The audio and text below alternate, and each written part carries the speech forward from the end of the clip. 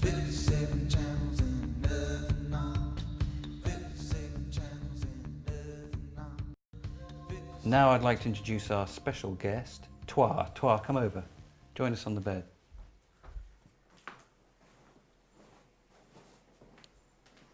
Hi, my name's Twa. I've been doing makeup now for 12 years and I'm a national face designer for Giorgio Armani Cosmetics. And you've done Pam's makeup today. Yeah, but Pam's the natural beauty. She looks good all the time. I think in life, I love the saying, if you don't know how to react, always be kind, because kindness is never wrong.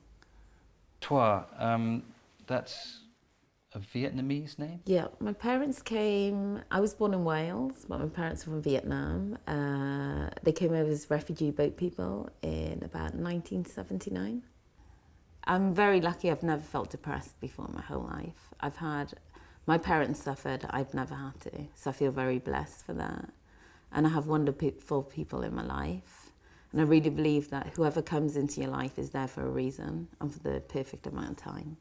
Everyone has a story. Yeah, everyone has a story, definitely. And now perhaps it's time to go out. Ready to leave now? Let's get out. Let's get out of here.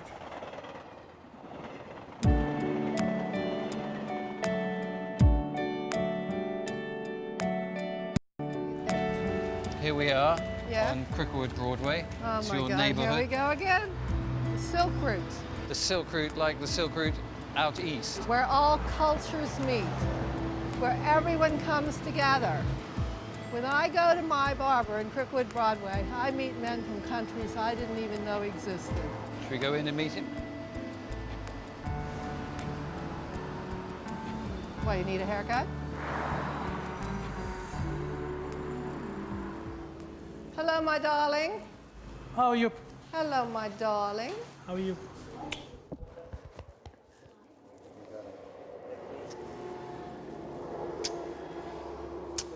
This is my like-minded friend. And we could use a lot more. We have a sole responsibility. We have not come here to live in our own os. We have come here to love and embrace our fellow man. And invest on people. And the people, they will invest on you. And from different direction. You will be surprised. You will be surprised what you get in return just by being nice to people, smile to people, good words, good morning, common sense, which you can use it in anywhere around the world. That's all we need. Thank you very much for sparing us the Thank you time. so With the much. pleasure and smile, it's my duty. Thanks, Mario. And I'll see you. Bye. Bye-bye. It's that love in need of love today. She's special. Can talk to Pam about anything, everything, with no limit. But it's all to do with the experience in life. I find her amazing person, amazing character. Good luck. Thank you. The hatch is coming open. Okay. It's open. Verified. I'm moving outside. Okay, I'm letting go. Copy that. Why Goodheart? My mother's name was Marjorie Louise Goodheart, and she was a very gentle individual compared to the very aggressive and horrible energy of my father. I grew up in California in, like, we're going back 60 odd years, right? So there were all that was there were orange groves and trees. And I grew up, I was raised by a cowboy named Mr. Stately, and we had horses, nothing fancy, and horses and cats and dogs and fishies. And like I'd go outside and like mice would come up to me and squirrels would come up to me and my parents would go, "Oh my God, that squirrel's gonna bite you." And I was like, "What? You squirrel in my pocket." Animals play a huge role in my evolution as a healer and medium. And I think that people tend to undervalue the true role of animals on the planet. Animals are not lesser souls. They have souls. They exist on the other side. They bring far more than tremendous comfort into our lives. Animals come to the planet to love and to heal.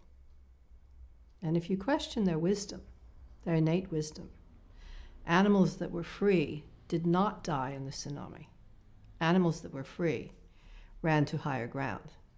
But I also believe that animals free us to be able to love unconditionally in a way that we are very, very often frightened to give to each other, sad though it may be. And we love our animals in that unconditional way. And your heart is then opened. And I think that there's a lot to learn from, that basic love for a creature. Would that we felt safe enough and open enough to give that love to each other. When I was growing up, there was never any sanctuary. And I used to think, more recently when I was doing some work on myself, I used to think that my life was shaped by the fact that in those days, now people have much more difficult circumstances with children and crack cocaine and all of these things, right? But in my time, there was not a peer group for the fact that my father had murdered my mother. But I realized not all that long ago that my life was actually shaped by the fact that I always knew from the time I was tiny that that was going to happen. So it was never a surprise.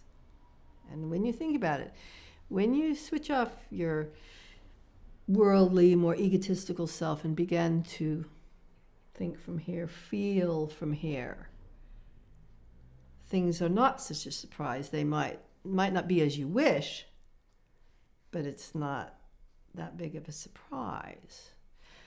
But animals, other mediums that I have known, when they were younger, would have heard voices, would have seen people, would have been guided in a much more oral way, which I was not. But I think that animals, that communication and that acceptance was something that I felt that I never felt from people. I was always weird. I was always different and proud to be. I've been a healer all my life, apparently, because whenever I've put my hands on people, I always go, wow, that feels really good. And I came to the world of healing through the animal kingdom.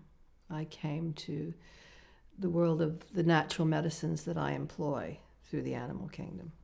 Herbs, homeopathy, gentle herbs. And I work with cases where all other possibility has not been successful. And the mediumship is, as I said, not something that I would have chosen, and yet an extraordinary thing to have been chosen. One is ultimately no more than a channel for energy which is coming through.